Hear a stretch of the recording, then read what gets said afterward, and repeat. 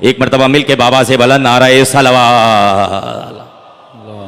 حجت الاسلام والمسلمین علی جناب مولانا عارف کاظمی صاحب تشریف لا چکے ہیں. ذرا مل کے نعرہ تکبیر.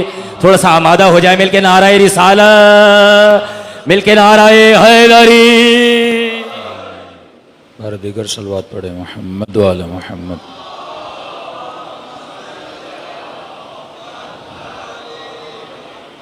بسم اللہ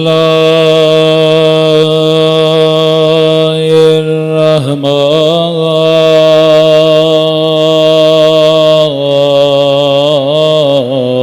الرحیم.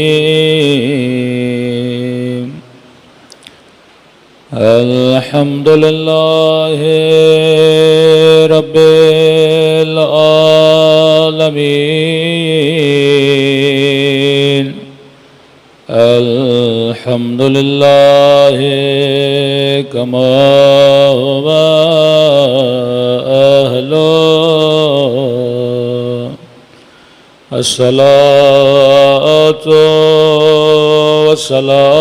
والسلام على سيد المرسلين وخاتم النبيين أبي القاسم محمد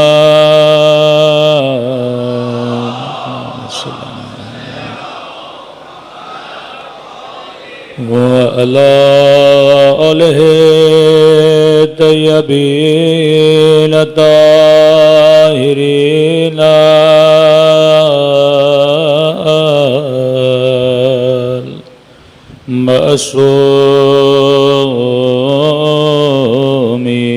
معصومین. سب مل کے اپنے مولا کے ظہور کی دعا. اللہم کل ولیک حجت ابن الحسن صلواتک علیہ وعلی آبائہ فی هذه الساعة وفي كل وليا وحافظا وقائدا وناصرا ودليلا وأنا حتى تسكنه أرضك وتمتعه فيها طويلا برحمتك يا أرحم الراحمين. صلوات پڑھے محمد.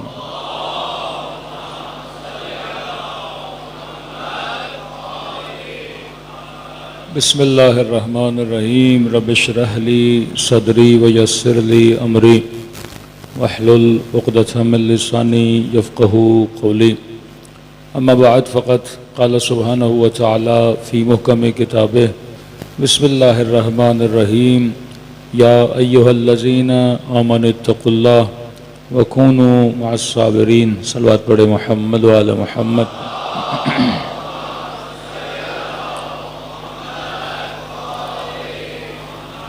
دعا ہے پروردگار عالم ہم سب کی عبادتوں کو اپنی بارگاہ عالی میں قبول فرمائے اور جس مقصد زندگی اور طہارت کو لے کر ان مجالس میں تشریف لاتے ہیں خدا ان مقاصد میں بھی ہم سب کو کامیابیاں نصیب فرما دیں.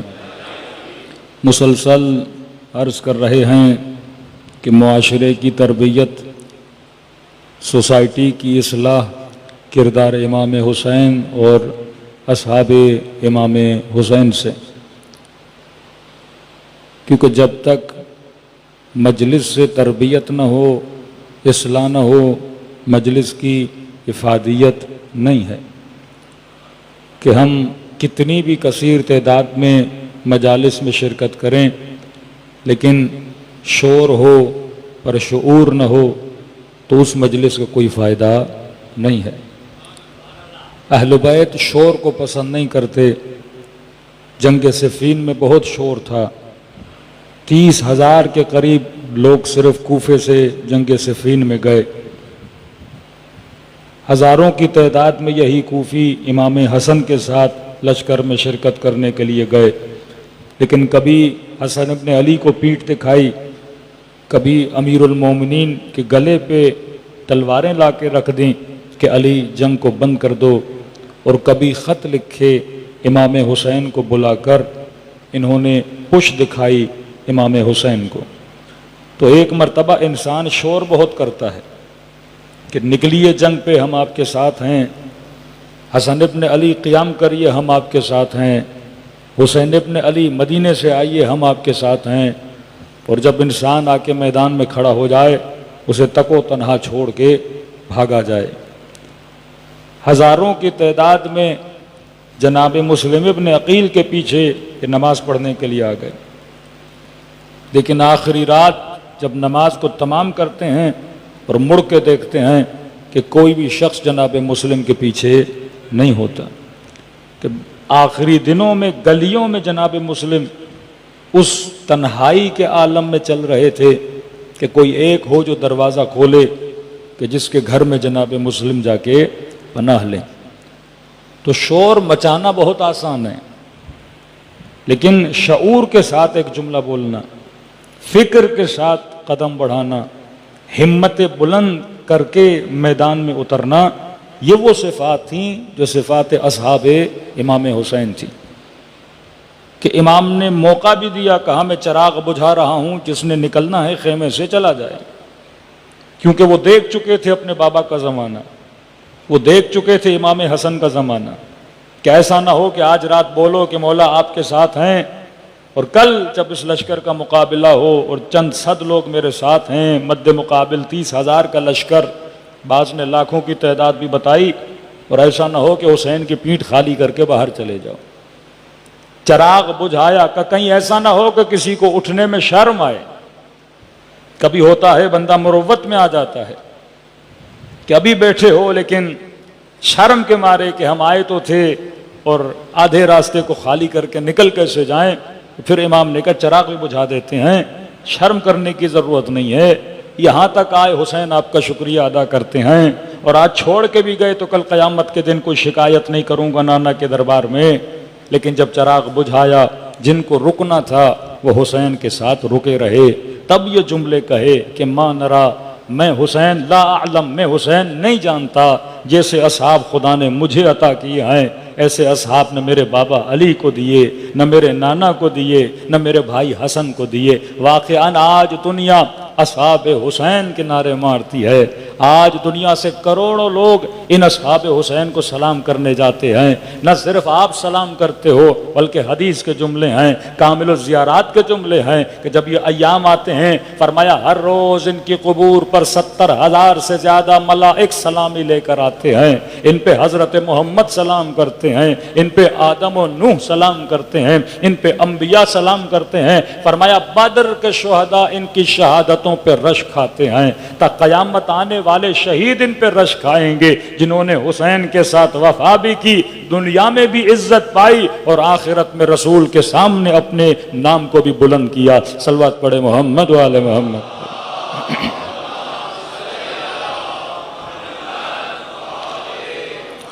کل ہم نے جناب نافع بن ہلال کی ایک صفت بتائی تھی جو رجز پڑھتے ہوئے آگے جاتے ہیں اور یہ صفت بیان کرتے ہیں کہ اِنَّ عَلَىٰ نِيَّاتِنَا وَبَصَائِرِنَا، کہ ہم اگر تمہارے مقابلے میں آئے ہیں تو ایک ہدف لے کر آئے ہیں، اگر ہم تمہارے مقابلے میں آئے ہیں تو ہم صاحب بصیرت ہیں کہ تمہارے مقابلے میں آئے ہیں۔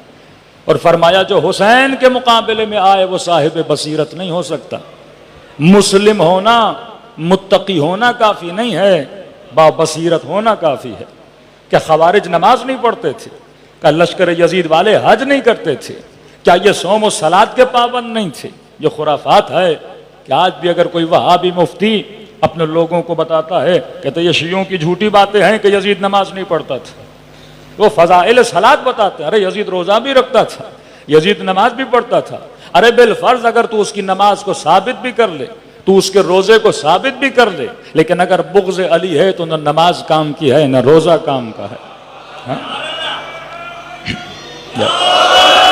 یہ تو رسول نے بہت پہلے بتا دیا تھا کہ احد کے پہاڑ جتنی خیرات راہ خدا میں دے، دن رات روزے رکھے، لیکن کہا اگر اس شخص کی محبت دل میں نہیں ہے تو نمازیں منہ پہ ماری جاتی ہیں۔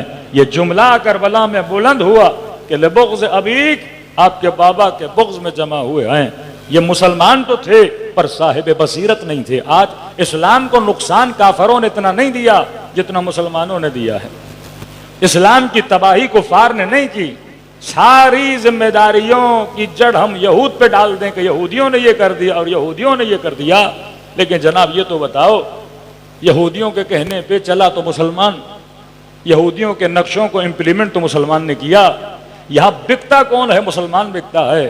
یہودی کو مسلم سوسائٹی میں آ کے خراب کاریاں نہیں کرتا، فتوے مسلمان دیتے ہیں، ایک دوسرے کو کافر مسلمان بولتا ہے، ایک دوسرے کو بدعتی مسلمان بولتا ہے، یہ گلوں پہ چھریاں چلانے والے مسلمان ہیں۔ جس طرح امام حسین کا سر کاٹنے کے بعد، نو کے نیزہ پہ چڑھانے کے بعد اللہ اکبر کی صدائیں بلند کی گئی تھیں، آج بھی ایک مسلمان دوسرے مسلمان کو قتل کرنے کے بعد اللہ اکبر کا نعرہ مارتا ہے۔ ارے وہ نعرہ جہاں لگتا تھا بو رحمت آتی تھی۔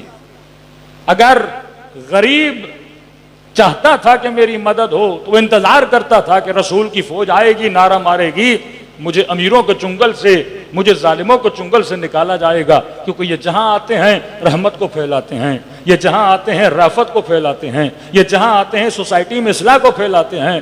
لیکن آج کتنے سوشل میڈیا کے پرینک آپ دیکھتے ہیں یوٹیوب میں کہ بندہ کوئی بیگ رکھ کے اور اللہ اکبر کا نعرہ مارتا ہے، سارا مجمع سارا اس روم سے نکل کے بھاگ جاتا ہے۔ مطلب یہ نعرہ علامت خوف بن چکا ہے، جبکہ اس کو علامت رحمت بننا چاہیے تھا، جبکہ اس نعرے کو علامت رحمت، جبکہ اس علامت کو نعرے ہدایت بننا چاہیے تھا۔ لیکن آج ویسٹرن ورلڈ میں اللہ اکبر کا نعرہ آئے تو سمجھتے ہیں کوئی بم وہاں پہ پھٹنے والا ہے، کوئی گولیاں چلانے والا ہے، کوئی قاتل وہاں پہ گھس کر آ گیا ہے۔ یہ کس نے بدنام کیا اسلام کے بہترین نعرے کو؟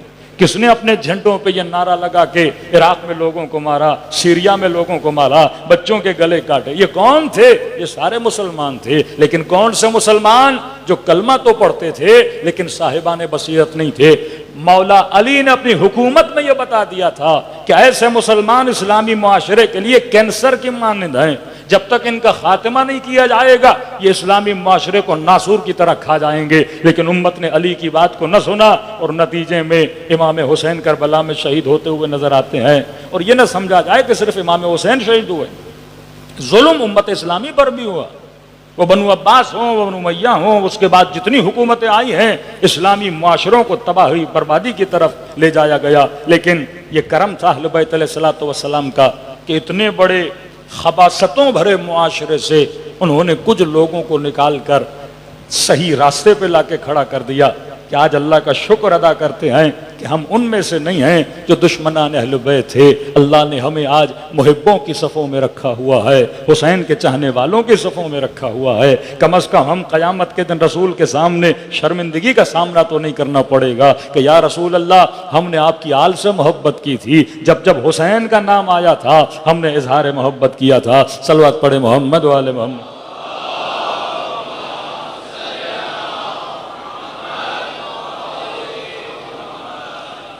تو ایک تو ہے تاریخ پڑھنے کے لیے وقت بہت زیادہ ہے، لیکن ایک تو یہ ہے کہ تاریخ سے عبرت لینا کہ میں نے کربلا سنی لیکن میں نے کربلا سے کیا سیکھا۔ میں نے سنا حجاج ابن یوسف، میں نے سنا عمر ابن سعد، میں نے سارے قصے سن لیے کہ اہل بیت کتنے والا و بلند تھے اور ان کے دشمن کتنی پستیوں میں تھے، لیکن اس سارے ماجرائے کربلا سے میں نے کیا سیکھا؟ کیا میں نے اصحاب امام حسین سے کوئی چیز پائی اپنی زندگی میں؟ کہ ہم نے کہا پہلی چیز تھی وہ صاحبان بصیرت تھے۔ بصیرت پہ کل میں نے گفتگو کی، چھٹے امام کے ایک واقعہ سنایا کہ کس طرح اپنے شیعوں کو کلو دیتے تھے تاکہ مشکلات میں جب پھنس جاؤ تو وہاں سے نکلنے کے لیے کوئی راستہ بھی ہو۔ لیکن 3 طرح کی اور بصیرتیں جن کا آج تھوڑا سا ذکر کروں. فرماتے ہیں ایک ہے بصیرت اخلاقی. بندے کو اپنی ذات کے لیے بصیر ہونا چاہیے. معاشرہ کیا کر رہا ہے, سوسائٹی کیا کر رہی ہے, لوگ کیا کہہ رہے ہیں, وہ تو بات کا قصہ ہے. لیکن سوال یہ ہے کہ اخلاقی طور پہ میں اپنی ذات کے لیے کتنا بابصیر ہوں. کیا میرے اندر بصیرت ہے کہ نہیں ہے اپنے عیبوں کو دیکھنے کی, اپنے گناہوں کو دیکھنے کی. کہ امیر المومنین فرماتے ہیں عقل الناس من کان بعیبہ بصیرہ. سب سے عقل مند ترین بندہ وہ ہے جو اپنے عیب کو دیکھنے کی بصارت رکھے. ہمارے ہاں الٹ ہے, اپنے لیے میں اندھا ہوں, لوگوں کے لیے میری آنکھیں کھلی ہیں. پڑوسی کیا کر رہا ہے مجھے پتا ہے, میرا رشتہ دار کیا کر رہا ہے مجھے پتا ہے, فلاں کی بیوی فلاں کی کزن کیا کر رہی ہے خواتین کو پتا ہے. لیکن مجھے یہ نہیں پتا کہ میں کیا کر رہا ہوں. لوگوں کے عیبوں پر میری آنکھیں چوکس ہیں لیکن اپنے وجود پر میری کوئی نگاہ نہیں ہے. امیر فرماتے ہیں اس سے بڑا کوئی بے عقل نہیں ہے جو لوگوں کے عیوب کو دیکھے لیکن اپنے عیب پر اس کی نگاہ نہ ہو. بھائی فلاں نماز پڑھتا ہے نہیں پڑھتا وہ اس کا مسئلہ, وہ حجاب کرتی ہے نہیں کرتی وہ اس کا مسئلہ, اس کا بیٹا کہاں پڑھ رہا ہے کیا کر رہا ہے وہ اس کا مسئلہ, اس کی بیوی کس سے بات کرتی ہے وہ اس کا مسئلہ. لیکن یہ تو بتاؤ آپ کیا کرتے ہو, آپ سے آپ کا پوچھا جائے گا. میں کہوں نہیں جناب میرے عیب میں نے نہیں دیکھنے, اور ہم نے 4 لوگوں نے بیٹھ کے آپس میں دوسروں کے عیوب کو ڈسکس کرنا ہے. علی فرماتے ہیں یہ صاحب بصارت نہیں. بصیر کا مطلب یہ ہے کہ وہ گناہ کرے گا اپنی قبر میں جائے گا. تو نے اپنے گناہوں کو دیکھنا ہے, تم نے اپنے عیوب کو دیکھنا ہے. آپ پاکستان کا جب سیاسی شو دیکھتے ہیں نا تو کیا ہوتا ہے, کہتے ہیں جناب آپ نے ملک کا بڑا برا حال کر دیا. وہ فوراً کہتے ہیں آپ نے کون سا کمال کیا تھا, آپ نے کون سی اچھائیاں کی تھیں, آپ کے دور میں بھی یہ ہوا تھا, آپ کے زمانے میں. اب یہ عقل مند بندہ اگر عقل مند ہوتا تو اپنی کارکردگی میں نگاہ کرتا. اس نے جو کیا وہ اس کا کام تھا. سوال یہ ہے کہ آپ نے کیا کیا. خدا قیامت میں یہی پوچھے گا کہ تم نے اپنی زندگی میں کیا کیا تھا, تم نے اپنے ہاتھوں سے کون سے کرامت والے کام کیے تھے, تم نے اپنی زبان سے کون سی نیکیاں کی تھیں. تو فرمایا اب عقل الناس من کان بعیبہ بصیرہ. عقل مند ترین بندہ وہ ہے جو اپنے عیوب کے لیے کیا رکھتا ہے, آنکھوں کو کھول کے رکھتا ہے. پھر فرمایا ابصر الناس من ابصر الناس, سب سے بابصیر ترین بندہ وہ ہے اگر کسی کے عیب کو دیکھتا بھی ہے اس عیب کو گھماتا نہیں ہے, اس سے عبرت حاصل کرتا ہے. میں نے دیکھا کہ یزید شرابی تھا, عبرت کون سی حاصل کی. میں نے دیکھا کہ رے کی حکومت کی لالچ میں ابن سعد امام حسین کا دشمن بنا.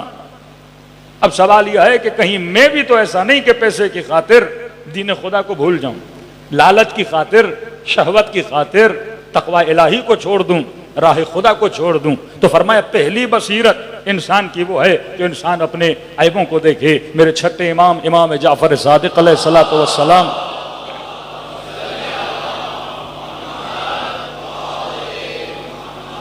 مولا کے زمانے میں حاکم وقت کے پاس ایک بندہ وزیر تھا. اب یہ حکم معصومین ہے کہ ظالموں کی نوکری نہ کیا کرو. پھر کسی نے کہا مولا میں 2 طرح کے مسئلے, مولا حاکم ہے تو ظالم, کیا کسی بھی صورت میں کام نہیں کر سکتا. امام نے فرمایا ایک صورت میں کر سکتے ہو, اس نیت سے نوکری کرو کہ ہمارے چاہنے والے اور علی کے شیعوں کی مدد کرو. اگر آپ ظلم کے سسٹم میں ہو, 4 شیعوں کو 4 اہل بیت کے چاہنے والوں کو پکڑ کے لایا جاتا تھا, کبھی قاضی القضات کے پاس کبھی زندان میں. اب ظاہر اپنا بندہ ہوگا تو تھوڑی کیا کرے گا ان کی مدد. اس نیت سے اگر کام کرو تو نوکری جائز ہے ورنہ حرام ہے. اس نے مولا کو خط لکھا کہ مولا میں توبہ کرنا چاہتا ہوں, میں نے بڑی نوکری کر دی ہے ظالم پر. امام نے کہا اب بصیر بنا, اسے احساس گناہ ہوا, اسے احساس خطا ہوا کہ واقعا میں غلطی کر رہا تھا, کسی ظالم کے پاس نوکری کر رہا تھا. امام نے کہا ایک شرط ہے, اب بابصیر تو بنے ہو لیکن اس شرط پہ عمل کرو تو خدا معاف کر دے گا. مولا کون سی شرط ہے؟ فرمایا جتنا حرام کاریوں سے پیسہ جمع کیا ہے وہ غریبوں کو پلٹا دو. یہ پرانی کہانیاں ہیں, زمینوں پہ قبضہ, لوگوں کے مال پہ قبضہ, ٹیکسوں کی چوری کرنا, غریبوں کے مال سے دولت بنانا, بنگلے بنانا, گھر بنانا, سرکاری لوٹ مار, یہ قصے بہت پرانے ہیں, اسی زمانے سے چلتے ہوئے آ رہے ہیں. امام نے کہا واپس کرو تو خدا معاف کر دے گا. اس کے پاس جتنی دولت تھی، جتنا پیسہ تھا، اس کو پتا تھا میں نے کس راستے سے کمایا ہے، اس نے غربا میں تقسیم کیا، سارا تقسیم کر دیا۔ کسی نے میرے چھٹے امام کو بتایا مولا وہ بیمار ہو گیا ہے، گھر میں لگ رہا ہے اس کی آخری لمحات ہیں، دنیا سے جانے والا ہے۔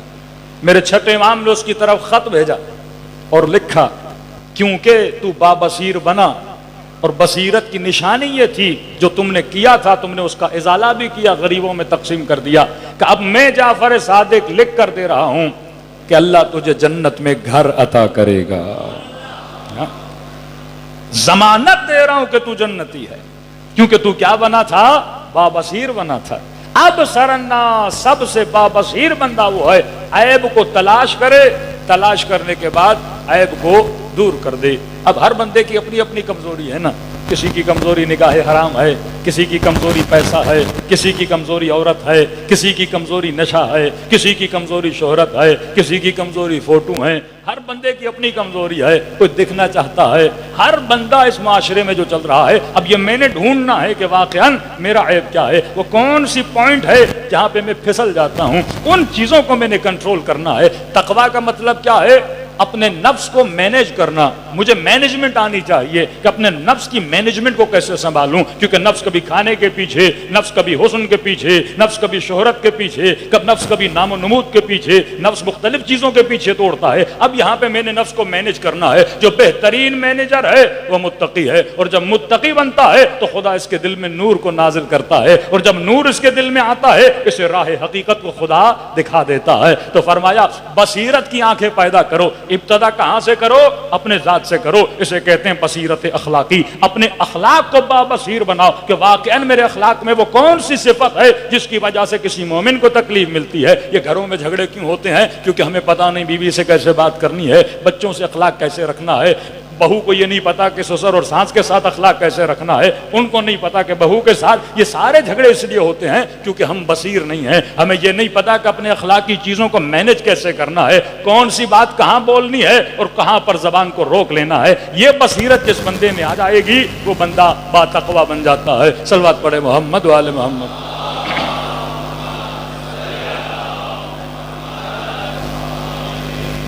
یہاں پہ معصوم ایک جملہ فرماتے من جالس العلماء استبصر، جو علماء کی محفل میں بیٹھتا ہے وہ بابصیرت بن جاتا ہے، جو جاہلوں کی محفل میں بیٹھتا ہے اس کی بصیرت ختم ہو جاتی ہے۔ 24 گھنٹہ جوان اگر صرف سوشل میڈیا پہ بیٹھا رہے، خواتین ڈراموں کی سیریز پہ بیٹھی رہیں، بصیرت کہاں سے آئے گی؟ دیکھیے کہتے ہیں نا مثلاً گاجر کھاؤ تو آنکھوں کی روشنی تیز ہو جاتی، ہڈیوں کا مسئلہ ہے تو وٹامن ڈی لے لو، کیلشیم کی کمی ہے تو مثلاً فلاں چیز کھا لو، چربی بڑھ گئی ہے تو مثلاً کہتے ہیں لہسن کھا لو۔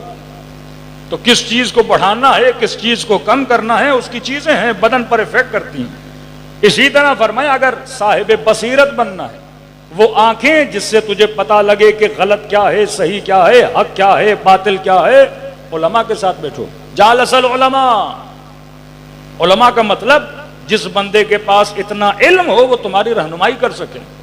اب یہ علماء کتاب بھی ہے، اب یہ علماء قرآن بھی ہے، اب یہ علماء سیرت اہل بیت بھی ہے۔ کم از کم 1 گھنٹہ آدھا گھنٹہ کچھ ایسی چیزیں پڑھو جس سے تمہاری بصیرت کیا ہو، بڑھے۔ کل میں نے مثال دی تھی نا کہ جنگ صفین میں جب وہ شخص امیر المومنین کو برا بھلا کہنے لگا کیونکہ صاحب بصیرت نہیں تھا، صرف دیکھا دیکھی، بیٹھا نہیں کبھی علماء کے ساتھ، صبح سے شام تک بنو امیہ کے ساتھ بیٹھا، اب جن کے ساتھ بندہ بیٹھتا ہے انہی کے رنگ میں رنگ جاتا ہے۔ اور جب امام کے صحابی نے اسے کہا کہ کیوں گالیاں دے رہے ہو علی بن ابی طالب کو، کہا صاحبکم لم یصلی، مجھے بتایا گیا ہے کہ تمہارا مولا نماز نہیں پڑھتا، صاحبکم قاتل العثمان، تمہارے مالک نے عثمان کو قتل کیا ہے۔ اس کو پکڑ کے لایا، عمار سے ملایا، عمار کے بعد اس کو لے گیا اویس قرن کے پاس، کہا دیکھ یہ زہاد اربعہ میں سے ہے۔ کچھ ایسے رسول خدا کے چاہنے والے تھے جن کو لقب ملا زہاد سمانیہ، 8 ایسے جن کی عبادت مشہور تھی۔ اویس قرن پوری رات ایک رات سجدے میں، ایک رات رکوع میں، کہا جو بندہ یمن سے اٹھ کے آیا اور عاشق عبادت ہے، کیا کسی ایسے کے لشکر میں جائے گا جو نماز نہیں پڑھتا؟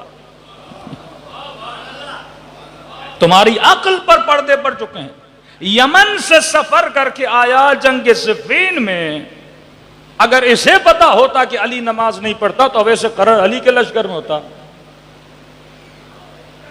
کیوں امیر المؤمنین جنگ کو روک کے وقت نماز ہوتا ہے نماز پڑھتے؟ ابن عباس کہتے ہیں مولا نماز کا وقت نہیں. امیر فرماتے ہیں یہ جنگ میں حفظ بقاء نماز کے لیے تو لڑ رہا ہوں. جب اس نے اویس قرن کو دیکھا، جب اس نے عمار کو دیکھا، اس کی آنکھیں کھل گئیں، صاحب بصیرت بنا. 5 منٹ کے لیے اسے صحبت ملی اس کی جو علی کی صحبت میں تھا. 5 منٹ ایسی صحبت ملی جو علی کی صحبت والا تھا. فوراً دل سے بغض امیر المؤمنین نکل گیا. کتنا اثر ہے مجالس امام حسین کا. یہ صحبت حسین ہے، یہ کلام حسین ہے، یہ اثر ابی عبداللہ الحسین ہے. فرمایا جالس العلماء، جو علماء کے ساتھ بیٹھتا ہے وہ بابصیر بن جاتا ہے. اب قرآن کی آیت سورہ حدید 128، یا ایھا الذین آمنوا اتقوا اللہ وآمنوا برسولہ یأتکم کفلین من رحمہ ویجعل لکم نورا. فرمایا جو اللہ پر ایمان لائے، صاحب تقوی بنے، رسول پر ایمان لائے، اللہ اسے 2 بازو عطا کرتا ہے، یعنی اسے صاحب بصیرت بناتا ہے. یہ پر ہیں، بصیرت کے پر ہیں، اسے عطا کرتا ہے. فرمایا وَيَجْعَلْ لَكُمْ نُورًا، اور خدا اس کے لیے کیا قرار دیتا ہے؟ نور قرار دیتا ہے.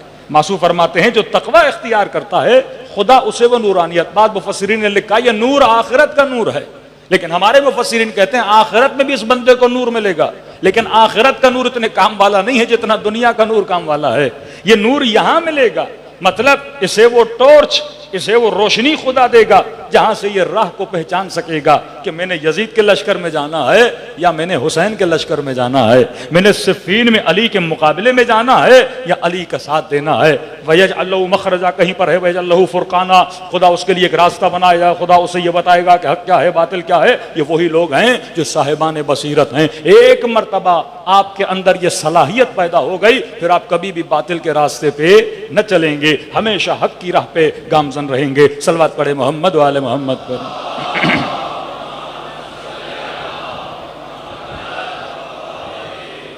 دوسری ہے بصیرت، بصیرت دینی. انسان کو پتہ ہونا چاہیے بصیرت اخلاقی، بصیرت دینی. کہ میں نے کہا یہ جمل، یہ صفین، یہ نہرواں، یہ واقع کربلا، دینی اعتبار سے میں جس فقہ میں ہوں، جس مکتب میں ہوں، وہ مکتب صحیح ہے یا غلط ہے، یہ بصیرت ہونی چاہیے. کہ آج واقعاً مسلمان کو نہیں، نہ مسلمان سوچتا ہے. کہ میں نے مفتی ہمدرد کی ایک بات کی تھی آپ کی خدمت میں اس دن، وہ ایک بڑا اچھا سوال اٹھاتا ہے. کہتا ہے یہ ہمیں کس نے کہا کہ ہم صرف ابو حنیفہ کی فقہ کو ہی فالو کریں؟ ہم کیوں اپنی فقہ جعفر صادق سے نہیں لے سکتے بھائی؟ یعنی یہ کہاں کی منطق ہے کہ میں نے ایک ہی فقہ فالو کرنی ہے؟ قرآن کی آیت آئی ہوئی ہے ابو حنیفہ کے بارے میں، امام مالک کے بارے میں، امام شافعی کے بارے میں، امام حنبل کے بارے میں. کوئی قرآن کی آیت ہے کہ ہم نے انہی کو فالو کرنا ہے؟ مطلب یہ سوچ بھی پیدا کرنا کہ واقعاً میں اپنے فقہی مسئلہ فرزند رسول سے کیوں نہیں پوچھ سکتا. اور یہ بھی عجیب اتحاد ہے اہل بیت کی فقہ میں کہ عالم اسلام میں 4 امام ہیں اہل سنت، اور 4 اماموں کی 4 فقہیں ہیں الگ الگ. 4 امام، کتنی فقہیں؟ 4 فقہیں الگ الگ. کوئی کہے گا ادھر، کوئی کہے گا ادھر، کوئی کہے گا ادھر، اختلاف ہے. اور عالم تشیع میں 12 امام ہیں.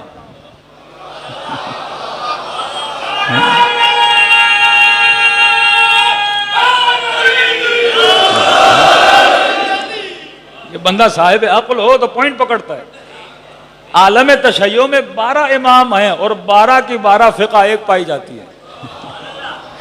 تو بندے کو اطمینان وہی ہونا چاہیے نا جہاں اتحاد زیادہ ہے. 4 امام ہیں، فتاوا میں اختلاف ہے. یہاں 12 امام ہیں، فتاوا ایک ہیں. جیسی نماز علی نے پڑھی ویسی حسن نے پڑھی، ویسی حسین نے پڑھی، ویسی زین العابدین نے پڑھی. 12 کے 12 نے ایک نماز پڑھی. اور ہمارا جو سلسلہ ہے یہ تمام تر کاتبین حدیث کہتے ہیں سلسلۃ الذہب، سونے کا سلسلہ. ہاں، امام رضا کی وہ حدیث ہے نا نیشاپور میں کہ کلمۃ لا الہ الا اللہ حصنی، کہتے ہیں اس حدیث کا جو سلسلہ ہے وہ کون سا ہے؟ سونے کا سلسلہ ہے۔ سونا کیوں؟ کیونکہ بیچ میں کوئی بھی غیر ہاشمی راوی نہیں ہے۔ مولا فرماتے ہیں میں نے اپنے بابا سے، انہوں نے اپنے بابا سے، انہوں نے اپنے بابا سے، انہوں نے اپنے بابا سے، یہاں تک مولا علی تک پہنچتے ہیں، علی نے رسول سے، رسول نے جبرائیل سے، جبرائیل نے اللہ سے۔ ہمارے جتنے سلسلے ہیں چھٹے امام سے آپ جو پوچھو گے وہ فرماتے میں نے اپنے بابا سے، انہوں نے قطعاً بیچ میں کوئی ہے، یعنی گھر کی بات گھر تک جاتی ہے، گھر سے رسول تک جاتی ہے، رسول سے جبرائیل تک جاتی ہے، اور جبرائیل سے اللہ تک چلی جاتی ہے۔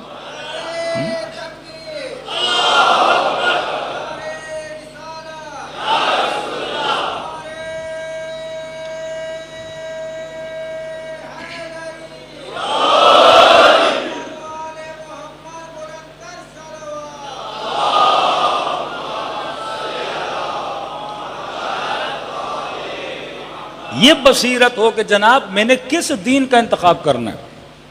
آج جوان یونیورسٹی میں جاتا ہے، پچھلے زمانوں میں کبھی اوشو کا فتنہ آیا، کبھی کانٹ، کبھی ڈیکارٹ، مختلف چیزیں جوانوں کے ذہنوں میں، بچیاں جاتی ہیں یونیورسٹیز میں، ان کو یہ حقوق النسوان کے نام سے ان کو گمراہ کر دیا جاتا ہے، اسلام کی یہ چیز اس عورتوں کے خلاف ہے، اسلام کی یہ چیز عورتوں کے خلاف ہے۔ اب سب سے پہلے جو بغاوت ہوتی ہے وہ دماغ کرتا ہے۔ جب دماغ دین کے لیے باغی ہو جاتا ہے تو بندہ اللہ سے دوری اختیار کرنا شروع۔ پہلے آپ نے بچے کے دماغ کو مطیع بنانا ہے۔ جب تک دماغ اللہ کے دیکھیں نا، دماغ باغی بنا کہ نماز کیوں پڑھوں، دماغ نے بغاوت کی حجاب کیوں کروں، اتنی گرمی میں مرد کھلے ڈھلے گھومے، سارا حجاب کس کے لیے ہے؟ ہمارے لیے ہے۔ دماغ جب بغاوت کرنا شروع کر دیتا ہے، یہ پہلی بغاوت یہاں سے شروع ہوتی ہے۔ تبھی فرمایا اپنے بچوں کو، اپنی نسلوں کو صاحب حکمت بناؤ۔ ہاں اگر وہ اتنا اطاعت گزار نہیں ہے، اللہ کی اطاعت نہیں کر پا رہا تو اسے حکمت بتاؤ۔ جس طرح شراب کے منع کی حکمت، خنزیر نہ کھانے کی حکمت، سودی نظام کو نہ اپنانے کی حکمت، خاتون حجاب کرے اس کی حکمت، ہر چیز کی حکمت ہے۔ مرد پر نفقہ واجب ہے، مرد بھی کہہ سکتا ہے میں کیوں کماؤں بھائی، صبح سے شام تک میں محنت کروں، اس کو فری میں کھلاؤں۔ کچھ ذمہ داریاں مرد پر، کچھ ذمہ داریاں اللہ نے عورت پر، اور ذمہ داریاں مردوں کے جسم کے حساب سے، وہاں ذمہ داریاں عورتوں کے وہ ایک الگ ٹاپک ہے کہ ہم مرد کے بناوٹ کو ڈسکس کریں اور خاتون کی بناوٹ کو ڈسکس کریں۔ مرد کے بدن میں اٹریکشن نہیں ہے، عورت کے بدن میں اٹریکشن ہے، تو جس میں اٹریکشن ہوتی ہے اسی کو چھپایا جاتا ہے۔ ایک طرف پتھر ہے، ایک طرف سونا ہے۔ اب آپ کہو کہ پتھر کو بھی چھپاؤ سونے کو بھی چھپاؤ، پتھر کو چھپاؤ گے تو فائدہ کیا، کوئی خریداری نہیں ہے۔ چھپانا تو سونے کو ہے جو چیز چوری ہو جاتی ہے۔ ایک طرف آپ پیسوں کی بنڈل رکھو، دوسری طرف ٹشو پیپر رکھو، خطرہ ٹشو پیپر کو ہے یا کس کو ہے؟ پیسوں کی بندی کو، اس کو خطرہ ہے۔ تو جس چیز کو خطرہ ہوتا ہے اس کو چھپایا۔ اللہ نے جو جسم بنایا اس جسم کی خصوصیات سے اس کے احکام بنائے، مرد کا جسم بنایا اس کی خصوصیات کے اعتبار سے کچھ احکام بنائے۔ اسی طرح جنگل میں جاتے ہو، حیوانوں میں بھی نر و مادہ ہے، ہر کسی کی اپنی ڈیوٹی ہے۔ اب چڑیا بولے یا چڑا بولے میرے اوپر یہ ڈیوٹی کیوں رکھی ہے، اس کے اوپر کیوں رکھی ہے؟ کوئی چھتا بناتے ہیں، کوئی شہد لاتے ہیں، کوئی بچے پیدا کرتا ہے، مختلف چیزیں اللہ نے ڈیوائیڈ کی ہوئی ہیں۔ تو یہ نظام سب پر ایک حکم اگر لگ جائے تو دنیا میں نہ گاڑی بنے نہ جہاز بنے۔ یہ تو بالکل ایسے ہے کہ ٹائر بولے مجھے ٹائر کیوں بنایا، میں گرمی میں رگڑتا رہتا ہوں، میں کالے ڈامبر پہ چلوں، مجھے ہینڈل بنا دیا جاتا، میں اے سی میں رہتا۔ پیڈل بولتا مجھے پیڈل کیوں بنایا، یہ 24 گھنٹہ جوتا میرے اوپر رکھے رہتا ہے۔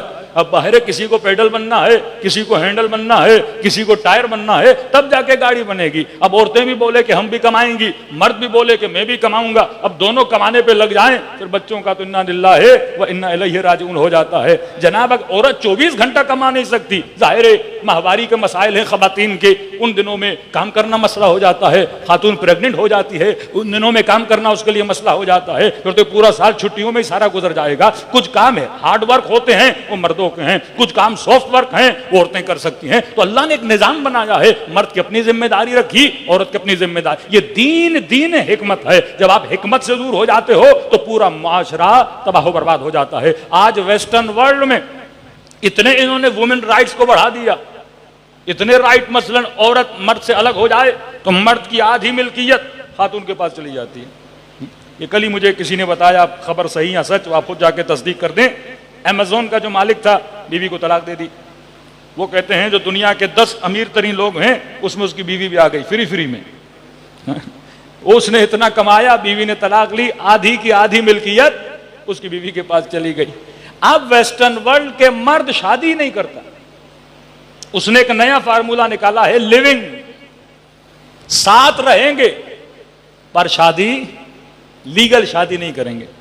وہ کہتا جب تک دل کیا تم بھی اپنا کماؤ میں بھی اپنا کماؤں, مزاج ملا رہیں گے, جب دل نہ کیا تو الگ ہو جائیں گے, کم از کم میرا پیسہ میرے پاس, تیرا پیسہ تیرے پاس. جب آپ ایسے غیر فطری قوانین بناتے ہو تو لوگ کیا کرتے ہیں, پھر بغاوت کرتے ہیں, پھر شارٹ کٹ ڈھونڈتے ہیں. تو اللہ نے جتنے احکام بنائے وہ انسان کی سائیکولوجی, انسان کی مینٹلٹی, انسان کی باڈی کی بناوٹ کو دیکھ کر خدا نے احکام بنائے ہیں. جب آپ کہتے ہو نا لا الہ الا اللہ, میرا بنانے والا خدا ہے, جب خدا نے مجھے بنایا ہے تو خدا کو میرے بدن کا مجھ سے زیادہ پتا ہے. کہ جب آپ دعائے کمیل میں پڑھتے ہو نا کہ یا رب ارحم ضعف بدنی, اے خدا میرے ضعیف بدن پر کیا فرما, رحم فرما. پھر کہتے یا من بدأ خلقی و ذکری و تربیتی, اے وہ خدا جس نے میری خلقت کی ابتدا کی, مطلب تو مجھ کو مجھ سے بہتر جانتا ہے کہ میں تیرا کتنا ضعیف بندہ ہوں. تو نے میری ہڈیوں کو بنایا, تو نے میرے گوشت کو بنایا, تو نے میری کھال کو بنایا, تو لہٰذا تجھے پتا ہے کہ میرا بدن کتنا ضعیف ہے. اور جب تو جانتا ہے میرا بدن اتنا ضعیف ہے, اب یہ بتا جب یہ بدن تیرے دنیا کی تکلیف کو برداشت نہیں کر سکتا تو تیرے جہنم کی آگ کو کیسے برداشت کرے گا. شب جمعہ دعائے کمیل کے دن بھی ہیں. یہ امیر المؤمنین کیوں فرماتے ہیں انسان اگر میں نے خود کو خود بنایا ہے آپ اپنے اصول خود بناؤ, لیکن اگر یہ مان لیا کہ مجھے اللہ نے بنایا ہے تو لہٰذا قانون بھی کون بنائے گا, اللہ بنائے گا. تو یہ انسان کو بابصیرت ہونا چاہیے. یہ احکام اسلامی جب تک انسان کو سمجھ نہیں آئیں گے, مسائل دینی, جب تک انسان بابصیر نہیں ہوگا. صلوات پڑھے محمد وآل محمد پر.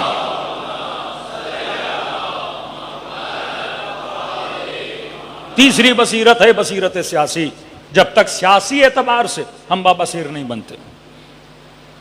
دین کون سا اختیار کرنا ہے, کئی لوگ ہیں جو مکتب اہل بیت میں الحمدللہ رب العالمین شامل ہو رہے ہیں, کیونکہ جیسے جیسے بصیرت معاشرے میں بڑھے گی, امیر المومنین کا علم, امیر المومنین کی شجاعت, امام حسین کی حقانیت کا پتہ چلے گا, لوگ دوڑتے ہوئے آئیں گے, اس مکتب میں داخل ہوتے جائیں گے. بصیرت دینی. لیکن بندہ دیندار بنا, با اخلاق بنا, متقی بنا, لیکن اگر سیاسی اعتبار سے بابصیر نہ ہو. آج پاکستان میں بصیرت سیاسی زیرو پر ہے, وہ شیعہ کی ہو سنی کی ہو. کہ سیاستدان تب تک مولوی کا احترام کرتے ہیں جب تک وہ سیاست میں نہیں ہوتا. بچوں کے نام ان کے طاہر القادری نے رکھے, لیکن جب سیاست میں آیا تو گالم گلو شروع ہو گیا. منافع سیاسی یہ صرف مکتب اہل بیت میں ہے کہ اہل بیت کے مکتب میں ان کی عوام نے سیاست کا ٹھیکیدار مولویوں کو بنایا. ورنہ اہل سنت میں آپ وسیع تر نگاہ میں دیکھیں کہ کبھی بھی انہوں نے اپنے مولویوں کو سیاست میں سپورٹ نہیں کیا. کم از کم پاکستان کی تاریخ میں اگر کوئی مولوی کامیاب رہا سیاست میں وہ صرف فضل الرحمان ہے. ورنہ ان کے باپا جانی اور شانی جانی آپ دیکھ لیں, وہ صرف خانقاہوں میں بیٹھے رہتے ہیں. صلی اللہ علیہ یا رسول اللہ, صلی اللہ علیہ یا حبیبی میں لگے رہتے ہیں. لوڈ شیڈنگ ہو رہی پرواہ نہیں, لوگ مر رہے ہیں پرواہ نہیں, ڈکیتیاں ہو رہی ہیں پرواہ نہیں, مہنگائی ہو گئی پرواہ نہیں. مولوی کا کام ہے لوگوں کو جمع کرے اور نبی کے نعرے مروائے اور جھنڈیاں اٹھوائے, بس. یہ شعور سیاسی اگر کسی نے دیا, اور جتنا شعور سیاسی مکتب اہل بیت والوں کے پاس ہے کسی کے پاس نہیں. یہ اپنی تعریف کی بات نہیں, جا کے دیکھ لیں. ایک مولوی دکھائیں مکتب غیر اہل بیت میں جس نے کوئی حکومت بنائی ہو. پورے عالم اسلام میں اگر کسی عالم نے حکومت بنائی شریعت کی بنیادوں پر, وہ خمینی تھے. جتنا پاور شیعہ علماء کے پاس ہے اپنی عوام کو کنٹرول کرنے کے لیے, کیونکہ سیاسی شعور تھا, یہ سیاسی بصیرت تھی. کہ امریکہ بھی جب عراق کو کنٹرول نہ کر سکا, ادھم مچ گیا, تو جب سیستانی صاحب آتے ہیں انگلینڈ سے واپس آتے ہیں, پورے عراق کی جنگ کیا ہو جاتی ہے, ختم ہو جاتی ہے. اتنے طاقتور داعش جس نے 72 گھنٹے میں پورے موصل پر قبضہ کر دیا. 72 گھنٹہ 72 آورز. 17 کلومیٹر امام موسیٰ کاظم کی قبر سے دوری، رات میں فوجی بکے، لوگ بکے، اور وہ آ گئے۔ 40 ہزار ڈالر ایک ایک سپاہی کو دیا گیا، صرف اپنی پوسٹ کو چھوڑ دے۔ یہ پورا حشد الشعبی ایک فتویٰ سید علی سیستانی نے نکالا، قوم جمع ہو گئی۔ انقلاب لانے میں جو مغربی ورلڈ تھا وہ بھی چاہتے تھے کہ ایران میں کوئی چینج آ جائے۔ اچھا ہوتا یہ ہے کہ جب وہ دیکھتے ہیں نا کہ عوام ایک طرف جا رہی ہے تو وہ پھر عوام کے ہمسو ہوتے ہیں، عوام کے ساتھ چلتے ہیں، کہتے ہیں چلو اتنا بڑا کام ہماری انویسٹمنٹ سے بھی نہیں ہوا۔ مثلا اگر وہ چاہتے شاہ کو ہٹانا تو بہت پیسہ لگنا تھا، ان کا اپنا بندہ تھا، لیکن کا عوام خمینی کے پیچھے ہے، چلو اس کے ذریعے کیا کریں گے، شاہ بھی ہٹ جائے گا اور ہم اس پورے خطے میں ایک ڈیموکریسی کا نظام لائیں گے، بادشاہتے ختم کرتے ہیں، ویسٹرن جو سسٹم ہے وہ یہاں پہ لا دیتے ہیں۔ کہ 80 سال کا بوڑھا ہے، عوام جذبات میں ہے، اس کے پیچھے یہ شاہ کو گرا دے گا اور پھر کیا ہوگا، ایران میں الیکشن ہوگا، حکومتیں ہوں گی، پھر وہی سسٹم ہوگا، ہم ہی تو چلائیں گے سارے سسٹم۔ لیکن ان کو کیا پتا یہ بوڑھا کسی اور کے مکتب کا بوڑھا نہیں، یہ مکتب علی کا بوڑھا ہے۔ نہ امام خمینی نے فرانس میں کوئی ایسی بات کی، نہ ترکی میں ایسی بات کی، نہ جب عراق میں اتنے سال رہے تبعید میں گزارے وہاں پہ ایسی بات کی کہ میں کوئی حکومت بناؤں گا، نہیں۔ بس یہ تھا شاہ کو ہٹاؤ، شاہ ظلم کر رہا ہے، عوام بھی ان کے پیچھے۔ اب پیچھے صرف انقلابی لوگ نہیں تھے، اس میں لبرل بھی تھے، اس میں کمیونسٹ بھی تھے، اس میں ڈیموکریسی کے ہم سارے لوگ پیچھے لگے ہوئے تھے۔ بس شاہ گرے کیونکہ لیڈر خمینی صاحب تھے۔ جب قوموں میں بندہ کوئی لیڈر بن جاتا ہے نا، پھر سارے مفاد پرست اس کے ساتھ جمع ہو جاتے ہیں کہ بس اس کے ذریعے فلاں کو گراؤ، اور جب وہ گر گیا پھر الیکشن ہوں گے، پھر ہم اپنے بندے اس میں کیا کر دیں گے، ان کر دیں گے۔ اور جب شاہ گرا تو تہران میں انہوں نے جب تقریر کی اور پھر دنیا پریشان ہو گئی، کہا کہ میں شاہ کو گراؤں گا بھی اور میں یہاں پہ حکومت الہی بناؤں گا بھی، یہ نعرہ انہوں نے لگایا۔ پھر گرانے کے لیے 8 سالہ ایک جنگ چلی۔ کون سی قوم ہے جو اتنا برداشت کرے؟ 2.5 لاکھ کے قریب شہید تھے۔ لبنان چلے جائیں وہ بھی شیعہ ہیں، لیڈر کون؟ ایک عالم۔ ایران لیڈر کون؟ عالم۔ یمن لیڈر کون؟ عالم۔ یہ کہیں اور آپ کو نظر آتا ہے؟ ایک مسلم ملک بتائیے جہاں پہ سیاسی لیڈرشپ علماء کے پاس ہو، ایک کنٹری بتا دیجیے۔ سعودی عرب جہاں پہ اتنے مذہب کو فالو کیا جاتا ہے کٹر طریقے سے، وہاں بھی لیڈرشپ کس کے پاس ہے؟ علماء کے پاس تو نہیں۔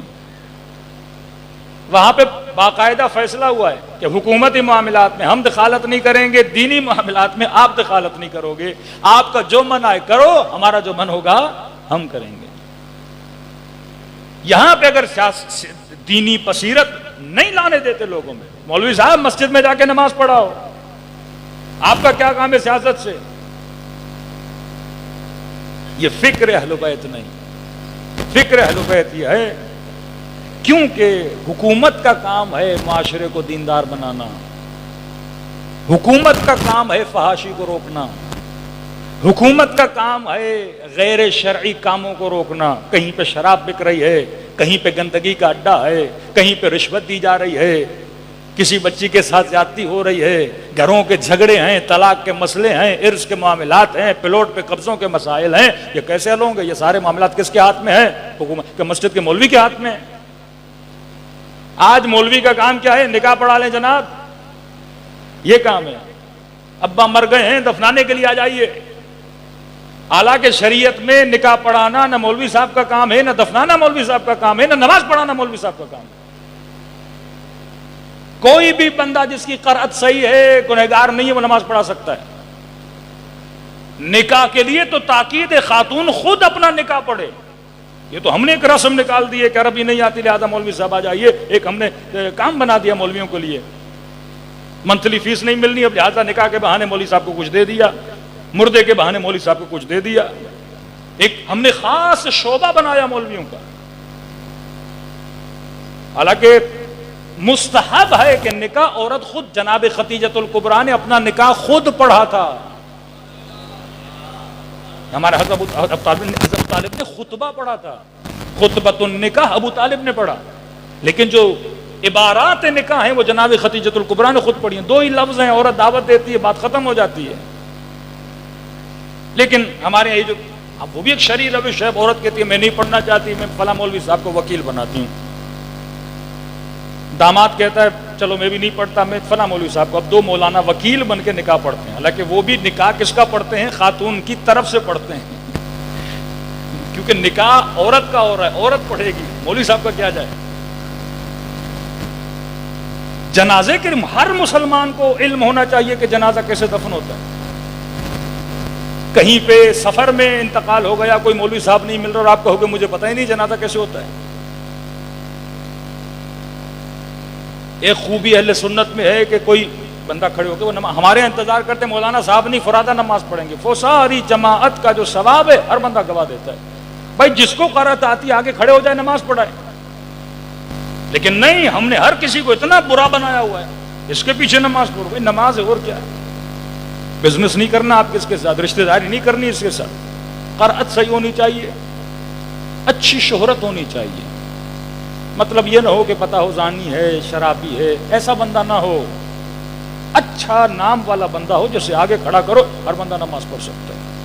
اصل علماء کا کام کیا تھا؟ معاشرے کی تربیت. یہ عالم کا کام تھا، معاشرے کے اندر اخلاقی برائیوں کو نکالنا.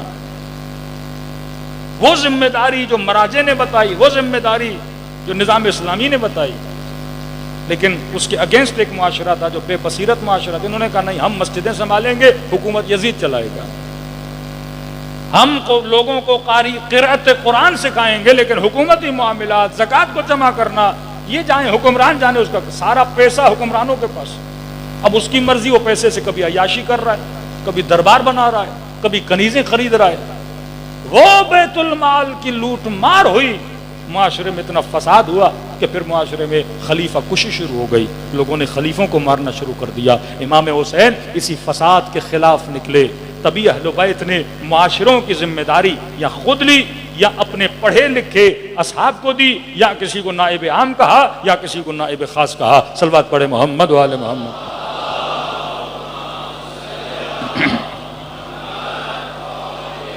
انشاءاللہ کل کی مجلس میں، کیونکہ ٹاپک تھوڑا حساس ہے، کیونکہ ایک بہت بڑی نادانی، ایک بہت بڑی جہالت جو ہمارے معاشرے میں ہمارے اوپر الزام بھی لگایا جاتا ہے کہ کوفی شیعہ تھے. اور ہمارے لوگ بعض انہی اصطلاحات سے متاثر ہو کے وہ بھی یہ کہتے ہیں کہ کوفی کیا تھے؟ شیعہ تھے. تھوڑا سا کل ہم ڈسکس کریں گے کہ کوفے میں کس طرح کے لوگ رہتے تھے. 3 طرح کے لوگ کوفے میں رہتے تھے، یعنی 3 افکار کو ماننے والے. مثلا نیو رضویہ ایک سوسائٹی ہے، تو یہاں پوچھا جائے گا کس سوچ کے لوگ رہتے ہیں، تو آپ بتا سکتے ہیں شیعہ اثنا عشری رہتے ہیں. ایک سوسائٹی مکس ہے، آپ بولو گے نہیں، شیعہ بھی رہتے ہیں، اہل سنت بھی رہتے ہیں. ایک سوسائٹی بولیں گے شیعہ بھی رہتے ہیں، سنی بھی رہتے ہیں، اسماعیلی بھی رہتے ہیں، مثلا بحیرہ بھی رہتے ہیں. مطلب 4 گروہوں کی سوسائٹی ہے. اسی طرح اگر تاریخ کو پڑھا جائے، بڑی بڑی کتابیں اس پہ لکھی گئی ہیں کہ واقعاً کوفے کی سوسائٹی کیسی سوسائٹی تھی، کس فکر کے رہنے والے لوگ کوفے میں رہتے تھے. اور ان کے تھوڑے ہم نام بھی بتائیں گے، کچھ افراد کا ذکر بھی کریں گے اور تاریخی شواہد بھی بتائیں گے، تاکہ یہ بات کلیئر ہو جائے کہ کوفے میں شیعہ تھے یا شیعہ نہیں تھے. اور یہ الزام بعض ہمارے نادان مولانا حضرات بھی لگاتے ہیں کہ بھائی شیعوں نے امام حسین کو کیا کر دیا؟ قتل کر دیا. اب شیعہ کی تعریف کیا ہے، واقعاً کون سی فکر رکھنے والے؟ اب 30,000 کوفے سے لوگ کہاں گئے تھے؟ جنگ صفین میں امیر المومنین کے پاس. اگر یہ شیعہ ہوتے کہ علی کے گلے پہ تلوار رکھتے؟ ہزاروں کی تعداد میں امام حسن کے پاؤں سے مسلح کھینچا. تو یہ عجیب مزاج کے کچھ لوگ تھے جو کبھی ادھر جاتے تھے کبھی ادھر جاتے تھے. اس کے ہم شواہد بھی دیں گے. اور اس کی شواہد میں جناب زہیر کی سب سے بڑی مثال ہے کہ جب زہیر کربلا کے میدان میں جاتا ہے تو لشکر یزیدی کہتے ہیں ارے تو عثمانی مکتب کا تھا، علی کے مکتب میں کیسے چلا گیا؟ اب ایک مکتب کا نام لیا جا رہا ہے. جب امام حسین مخاطب کرتے ہیں لشکر کو، کہتے ہیں یا شیعۃ آل ابی سفیان، ایک مکتب کا نام بتا رہے ہیں. اے آل ابو زیاد، اے آل ابو سفیان کے شیعو، تو میرے مقابلے میں آئے ہو. اور جناب نوفل جب مقابلے میں جاتے ہیں تو وہ جب اپنا اعلان کرتے ہیں، کہتے ہیں کہ نحن شیعۃ علی ابن ابی طالب، ہم کس کے شیعہ ہیں؟ علی ابن ابی طالب کے شیعہ ہیں۔ تو اس زمانے میں لوگ خود کو کہتے تھے کہ ہم کس کے شیعہ ہیں، اور وہ بھی بتاتے تھے کس کے شیعہ ہیں۔ وہ 3 گروہ ہیں کوفے کے شہر میں۔ کوفے کی آبادی کتنی تھی؟ کوفے کے شہر کو سب سے پہلے بنایا رسول خدا کے زمانے میں کوفہ نہیں تھا، کوفے کو کسی اور نے بنایا تھا، اور کب بنایا تھا، کس تاریخ میں بنایا تھا، کس سوچ کے لوگ وہاں رہتے تھے، انشاءاللہ اس پہ گفتگو کل ہوگی۔ تو عزیزان محترم، جب تک انسان صاحب بصیرت نہ بنے، بصیرت نہ ہو تو امام تک وہ تنہا رہ جاتا ہے، اور بصیرت ہو تو انسان اپنے امام کی مدد کے لیے آتا ہے۔ تبھی فرمایا آخری زمانہ فتنوں کا زمانہ ہوگا۔ کہ بی بی زینب ایک جملہ کہا کرتی تھی کہ زینب کو اس بات کا دکھ نہیں کہ زینب کو غیروں نے نہیں پہچانا،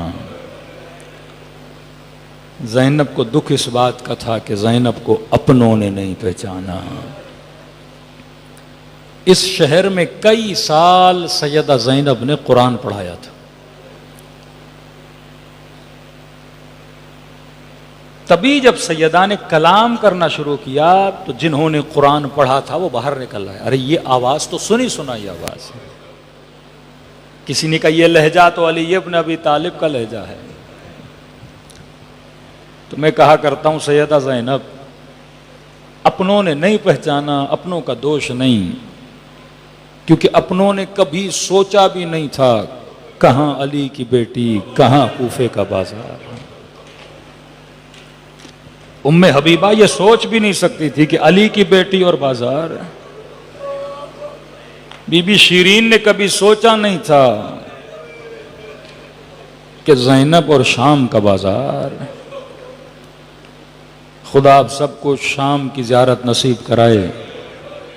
ایک ذاکر کہتا ہے جب میں پہلی مرتبہ شام گیا، کہتے ہیں جب شام کے بازار سے گزرا میں نے سیدہ زینب کو مخاطب کیا کہ بی بی زینب، رو کر کہا کہ جب آج کا شریف بھی اس بازار سے نہیں گزر سکتا، کہ مجھے نہیں پتا علی کی بیٹی اس بازار سے کیسے گزری۔ دلوں کو کربلا لے جائیں، سلام کریں ان مظلومان کربلا پہ۔ السلام علی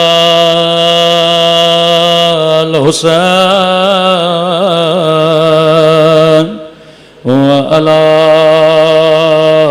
علی ابن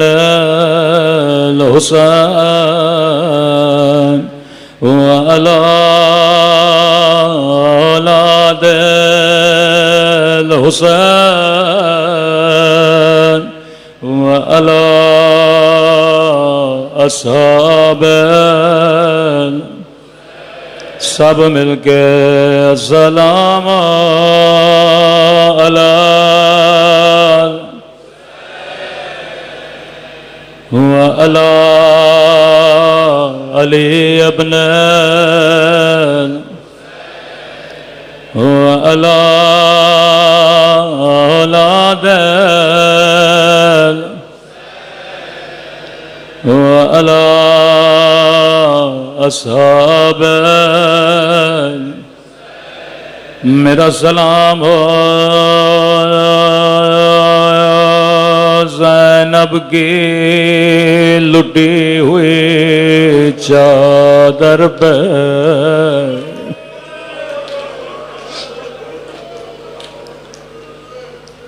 واللہ اگر کربلا میں زینب نہ ہوتی حسین کو حوصلہ آبا کون دیتا۔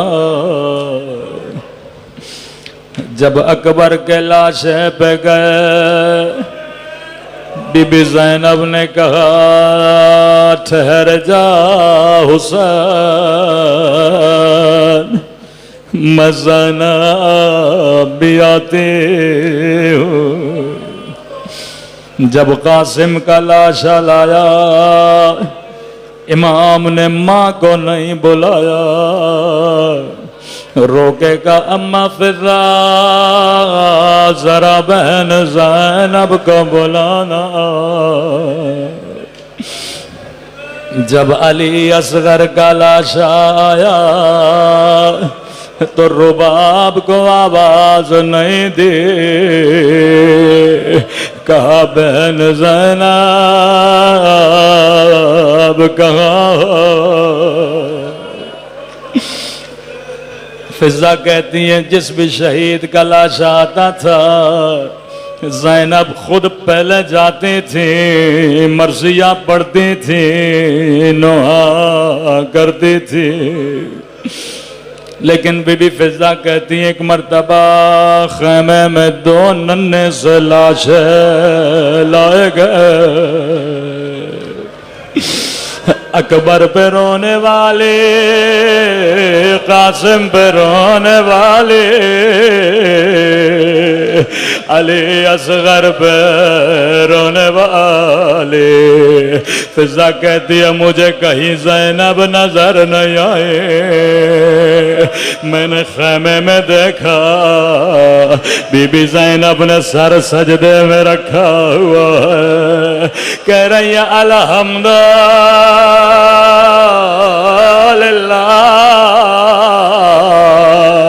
اے خدا تیرا شکر ہے تو نے زینب کی قربانی قبول کی۔ اکبر پہ روئیں، قاسم پہ روئیں، علی اصغر پہ روئیں، لیکن زینب نے بچوں پہ گریہ نہیں کیا۔ قافلہ کوفے کی طرف روانہ ہوا، کہ پورے سفر میں کبھی عباس کے سر کو دیکھ کے روتی تھی، کبھی حسین کو بڑی حسرت سے دیکھتی تھی۔ شام کا بازار آیا، کہتی تھی عباس تجھے میری چادر پہ بڑا ناز تھا، عباس میں زینب لٹ گئے۔ فضا کہتی ہے کبھی زینب نے بچوں پہ گریہ نہیں کیا۔ جب رہائی کا وقت قریب آیا، ظالم خیموں میں کٹی ہوئی گردنیں لائے، اکبر کا سر آیا، زینب نے کہا مجھے دو میرا لال ہے، حسین کا سر آیا، سینے سے لگایا، عباس کا سر آیا، اپنی گود میں لیا۔ فضا کہتی ہے ایک مرتبہ دو کٹے ہوئے گردنیں آئے، لیکن زینب نے بچوں کو نہیں دیکھا۔ سر لانے والے نے کہا کیا ان سروں کی ماں مر گئی ہے؟ فضا نے کہا مجھے دو یہ میرے بچے ہیں۔ کہ آقا زادے کربلا سے کوفہ، کوفہ سے شام، میں نے نہیں دیکھا کہ بچوں کو گود میں لے کے گریہ کرو۔ روکے کا آقا زادی کیا بچوں سے ناراض ہو؟ بی بی زینب نے کہا اماں فضا میں علی کی بیٹی ہوں، زینب جو ایک مرتبہ دے دے پھر واپس نہیں لیتے۔ قافلہ کربلا پہنچا، اکبر پہ گریہ کیا، عباس پہ گریہ کیا، لیکن فضا کہتی ہیں بچوں پہ نہیں روئی۔ قافلہ مدینے پہنچا، کہا زین العابدین میں نانا کے روزے پہ جانا چاہتی ہوں، نامحرموں کو روزے سے نکالو۔ تکو تنہا نانا کے روزے پہ گئے، دروازوں کو بند کیا، بڑی حسرت سے نانا کی قبر کو دیکھا، کہنے لگی نانا بڑی دور سے آئی ہوں، پوچھو گے نہیں زینب کیا لائی ہو؟ نانا تیری امت نے میری چادر چینی، کلائیوں سے کپڑا ہٹایا، نانا مجھے تادیال مارے، نانا میرا حسین مارا گیا۔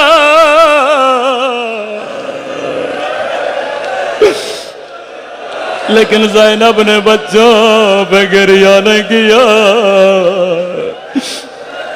فضا کہتی ہیں سیدھا جنت البقیع گئے، لیکن ماں کی قبر پہ زینب نے کوئی لمبے مصائب نہیں پڑھے۔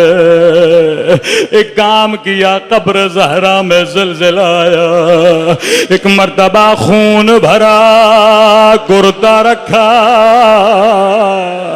عجب نہیں آواز آئی زینب کرتا ہٹا، روکے کا اماں تجھ سے کرتا نہیں دیکھا جاتا، او میں نے 70 قدموں سے الشمر جالس علی صدر،